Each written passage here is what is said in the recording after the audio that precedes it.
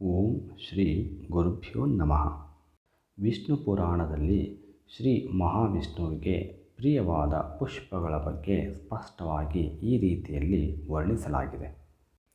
ಅಹಿಂಸಾ ಪ್ರಥಮಂ ಪುಷ್ಪಂ, ಪುಷ್ಪಂ ಇಂದ್ರಿಯ ನಿಗ್ರಹಂ, ಸರ್ವಭೂತದಯಾ ಪುಷ್ಪಂ, ಕ್ಷಮಾ ಪುಷ್ಪಂ ವಿಶೇಷತಃ, ಶಾಂತಿ ಪುಷ್ಪಂ ತಪಃ, ಪುಷ್ಪಂ ಧ್ಯಾನ ಪುಷ್ಪಂ ತಥೈವ ಚ ಸತ್ಯಂ ಅಷ್ಟವಿಧಂ ಪುಷ್ಪಂ ವಿಷ್ಣು ಪ್ರೀತಿಕರಂ ಭವೇತ್. ಪ್ರತಿದಿನ ಭಗವಂತನ ಪೂಜೆ ಮಾಡುವಾಗ ಈ ಮಂತ್ರ ಶ್ಲೋಕ ಹೇಳುವುದಾಗಿದೆ. ಇದರ ಅರ್ಥ ಬಹಳ ವಿಶಾಲವಾಗಿ ವಿಸ್ತಾರವಾಗಿದೆ. ಪರಮಾತ್ಮ ಭಕ್ತರಿಂದ ಏನನ್ನೂ ಬಯಸುವುದಿಲ್ಲ. ಆತ ನಿಷ್ಕಲ್ಮಶವಾದ ಭಕ್ತಿ ಮಾತ್ರ ಬಯಸುತ್ತಾನೆ. ಈ ಅಷ್ಟಪುಷ್ಪಗಳನ್ನು ಭಕ್ತರು ತಮ್ಮ ಬದುಕಿನಲ್ಲಿ ಅಳವಡಿಸಿಕೊಂಡು ಬದುಕಿ ನನ್ನ ಸೇವೆ ಮಾಡಲಿ ಎಂಬ ಆಶಯ ದೇವರು ಹೊಂದಿರುತ್ತಾನೆ. ಮನುಷ್ಯನ ಬದುಕಿಗೂ ಈ 8 ಪುಷ್ಪಗಳಿಗೂ ಅವಿನಾಭಾವ ಸಂಬಂಧವಿದೆ. ಈ 8 ಹೂಗಳನ್ನು ಈ ರೀತಿಯಾಗಿ ಶ್ರೀ ಮಹಾವಿಷ್ಣುವಿಗೆ ಅರ್ಪಿಸಿದರೆ ಅದು ನಿಜವಾದ ಪೂಜೆಯಾಗುತ್ತದೆ ಎನ್ನುತ್ತಾರೆ ಮಹಾಜ್ಞಾನಿಗಳು. ಅಹಿಂಸೆ ಇದು ಮೊದಲನೆಯ ಪುಷ್ಪ. ವಿಶ್ವದ ಎಲ್ಲೆಡೆ ಅಹಿಂಸೆಗೆ ಮೊದಲ ಸ್ಥಾನ ನೀಡಲಾಗಿದೆ. ಹಿಂಸೆ ಸಲ್ಲದು ಎಂಬುದಾಗಿದೆ. ಪ್ರಾಣಿ ಪಕ್ಷಿಗಳ ವಧೆ ಮಾಡಿ ಅವುಗಳನ್ನು ವಧಿಸಿ ತಿನ್ನುವುದು ಕೂಡ ಅಪರಾಧವೇ ಆಗಿದೆ. ನಮ್ಮ ಹಿಂದೂ ಧರ್ಮ ಕೂಡ ಹಿಂಸೆಯನ್ನು ಒಪ್ಪುವುದಿಲ್ಲ. ಜೈನ ಧರ್ಮ, ಬೌದ್ಧ ಧರ್ಮಗಳಂತೂ ಅಹಿಂಸೆಗೆ ಮೊದಲ ಪ್ರಾಶಸ್ತ್ಯವನ್ನು ನೀಡಿರುತ್ತವೆ. ಇಂದ್ರಿಯ ನಿಗ್ರಹ. ನಮ್ಮ ಪಂಚೇಂದ್ರಿಯಗಳನ್ನು ನಿಗ್ರಹಿಸಿಕೊಂಡಿರಬೇಕು. ಇಂದ್ರಿಯಗಳ ಹತೋಟಿ ಇಲ್ಲದಿರೇ ನಮ್ಮಲ್ಲಿರುವ ಅರಿಷ್ಟ ವೈರಿಗಳನ್ನು ಗೆಲ್ಲಲು ಸಾಧ್ಯವೇ ಇಲ್ಲ. ಹಾಗಾಗಿ ಇಂದ್ರಿಯ ನಿಗ್ರಹ ಅತಿ ಮುಖ್ಯವಾಗಿದೆ. ದಯಾಪುಷ್ಪ. ದಯೆ ಎಂದರೆ ನಮ್ಮಂತೆ ಜೀವ ಇರುವ ಪ್ರಾಣಿ ಪಕ್ಷಿಗಳಿಗೆ ಹಿಂಸೆ ಕೊಡದೆ ದಯೆ ತೋರುವುದು. ದೀನರಿಗೆ, ಬಡವರಿಗೆ ದಯೆ ತೋರಿ ಸಹಾಯವನ್ನು ಮಾಡುವುದು. ಕ್ಷಮಾಪುಷ್ಪ. ಕ್ಷಮಾಗುಣ ಎಲ್ಲರಲ್ಲೂ ಇರಬೇಕು. ತಪ್ಪು ಮಾಡುವುದು ಸಹಜ. ಅವರುಗಳಿಗೆ ಅವರ ತಪ್ಪಿನ ಅರಿವು ಮೂಡಿಸಿ ಕ್ಷಮಿಸುವುದು. ಕ್ಷಮಾಗುಣವನ್ನು ಜನ್ಮತಃ ಹೊಂದಿರುವ ನಮ್ಮ ತಪ್ಪುಗಳನ್ನು ಸದಾ ಕ್ಷಮಿಸಿ ಸಲಹುತ್ತಿರುವ ಕ್ಷಮಾಗುಣಕ್ಕೆ ಇನ್ನೊಂದು ಹೆಸರೇ ನಮ್ಮ ಭೂಮಿ ತಾಯಿ ಹಾಗೂ ನಮ್ಮ ಹೆತ್ತ ತಾಯಿ. ಶಾಂತತೆ.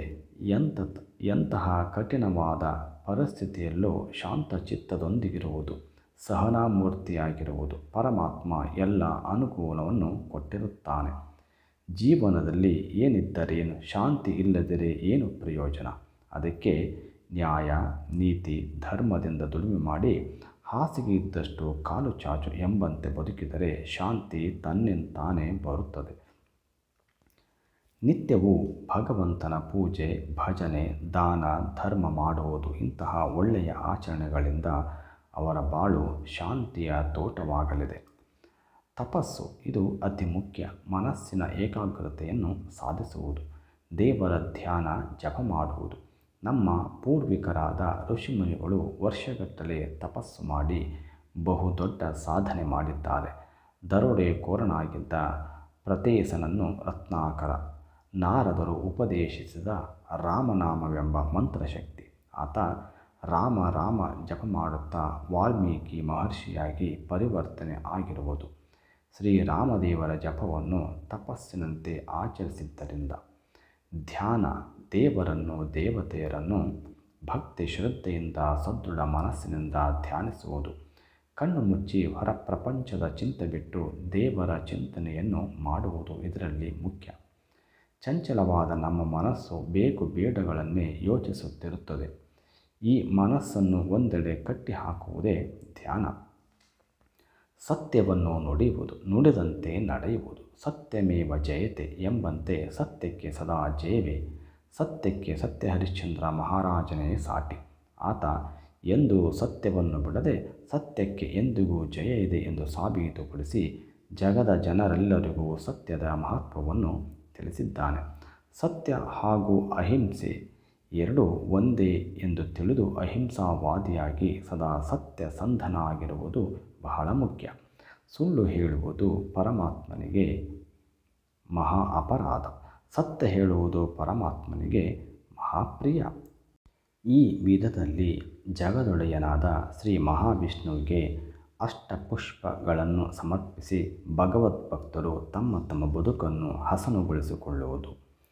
ಹೀಗೆ ಮಾಡಿದರೆ ಪರಮಾತ್ಮನು ಅನುಗ್ರಹಿಸಿ ಸದಾ ಕಾಪಾಡುತ್ತಾನೆ. ಸರ್ವೇ ಜನೋ ಸುಖಿನೋ ಭವಂತು.